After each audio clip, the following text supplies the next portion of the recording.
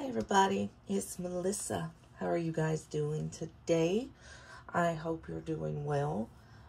Thanks for stopping by my channel. Today I'm just going to do a short little, well, you know how I talk, so we'll see how short it is. Just my scripture writing with you. I wanted to read that to you, and because it took me back so much to so many events in my life that have had major impacts. I'm just going to read it off the piece of paper that I wrote it on. And it's Genesis 12, 1 through 4. And this is what they call the call of Abraham. Because this is, well, it's the call of Abraham. It's where God placed his call on Abraham's life. Started with verse 1, it said, "The Lord said to Abram, go out from your land, your relatives, and your father's house to the land that I will show you. I will make you into a great nation. I will bless you. I will make your name great, and you will be a blessing. I will bless those who bless you, and I will curse anyone who treats you with contempt. And all the peoples on earth will be blessed through you." So Abram went, as the Lord had told him, and Lot went with him. Abram was 75 years old when he left Haran, which is where he lived. So the initial call of Abraham in his life did not happen until he was 75 years old. And this is 4 verses, but there's several things in there that we can look to in our own lives today, especially. Number 1, Abram, who would later be called Abraham, he obeyed. Now, that doesn't mean in his life and through his story, and I hope this will cause you to go back and read the story of Abraham in Genesis, because throughout his life, he made some boo-boos. He made some mistakes. His judgment call was not always the best, and his obedience to the Lord was not always so quick. So keep that in mind, because God has never called a perfect person to do anything, because there is no such thing outside of Jesus himself, and there never will be. So every calling that any person has ever received has been given to them in their extremely imperfect state. So remember that. Another thing to look at is Abraham's obedience required, and this will also happen many times in his life as well, but his obedience required sacrifice. He had to leave his land, his family's ancestral land. He had to leave his family, his father, his parents, his nieces, nephews, brothers, sisters, everyone. And of course, this was back in the day. There were no cell phones. There's no Zoom calling. There was none of that stuff. So it's not, there wasn't even a mail service. So he left knowing he would never again see these people that he loved so dearly. Now that's pretty hard. That's pretty heavy. And then God did not even tell him where he was sending him. He said, just go to the land I will show you. So all Abraham had to go on was just putting one foot in front of the other, and hoping God was good to his word, which of course he is. But there was so little that he actually knew about the situation. And I'm sure when God told him, that he was going to make his name great, Abram had no clue what he actually meant. Abraham never became a king or, a nobleman or anything like that. What Abraham became was father of many nations, because through him and God's covenant with him, all generations after him that put their faith in Jesus will be blessed. That's, what God was calling him for. And then, you also got to think about his wife, who's not mentioned in this. Her name was Sarai, which would later be changed to Sarah. And, she had no choice in the matter. Back then it's like, okay, we're going. And the wife had no choice but to follow. And she also was leaving behind her mother and father, brothers and sisters, nieces, nephews, family, house, everything. And also, again, knowing that she would never see them again.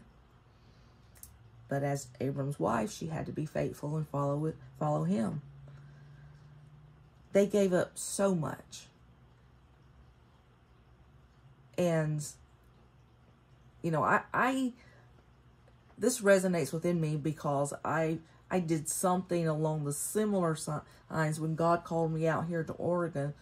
You know, I left my family, my friends, my mother, but, you know, I had the blessing of being able to call them every day, you know, FaceTime them, things like that, but it was still hard. I was coming to a place I knew nothing about. I left on June, I think it was June the 8th, I want to say, in 2008, and the weather, no, it was May. It's May. Yes, I think it was May. Okay, so, but the weather was beautiful, sunny. It was like 80-something degrees outside. Stepped off the plane in Portland, Oregon, and it was 54 and raining. So, instant culture shock. Instantaneously. And I don't think we ever had a warm day that summer. I think it was like that almost every day. And I was like, when is this rain going to stop? When's it going away? And it did go away for quite a while. But, you know, we live in a country where every geographical region is vastly different. And, you know, from their culture to when they came to be, everything. But that was a sacrifice God called me to make.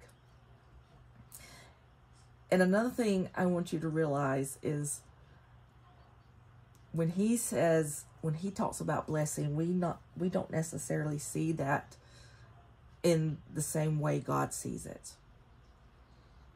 You know, oh gosh, this is hard to try and put into words.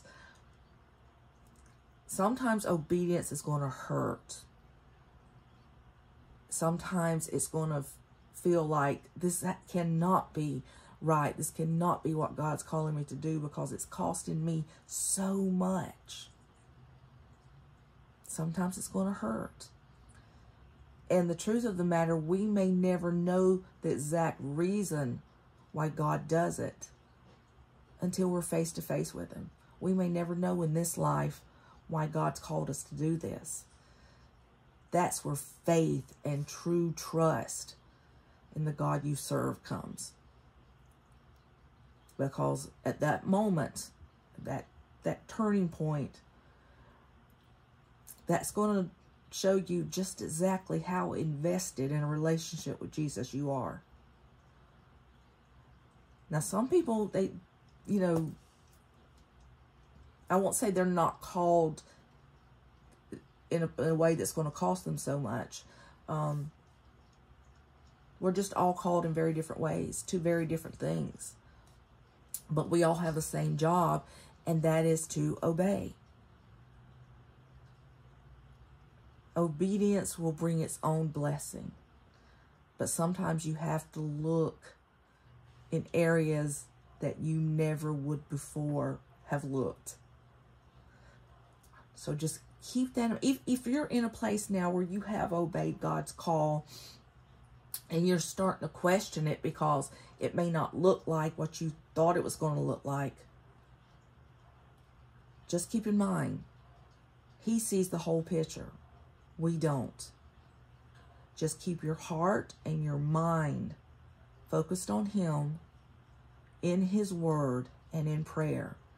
And he will be faithful to do in your life what he created you to do.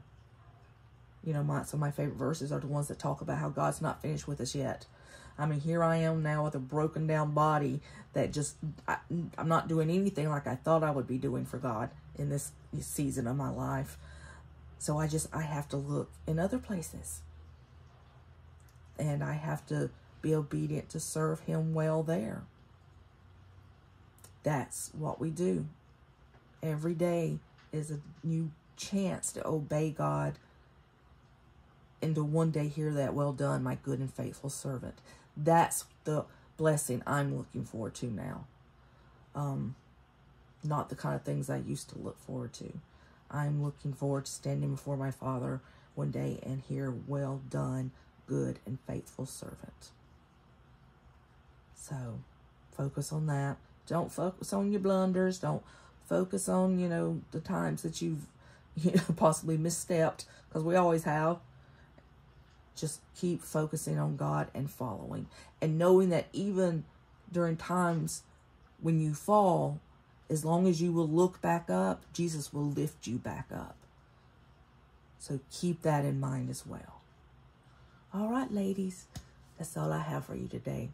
I hope it's been a blessing. And again, this is from Genesis 12, 1 through 4. If you go read it, read the story of Abraham, I think you would find many, many blessings in it that will help you no matter what you're facing today. All right. I love you so much. Thank you for watching. Bye.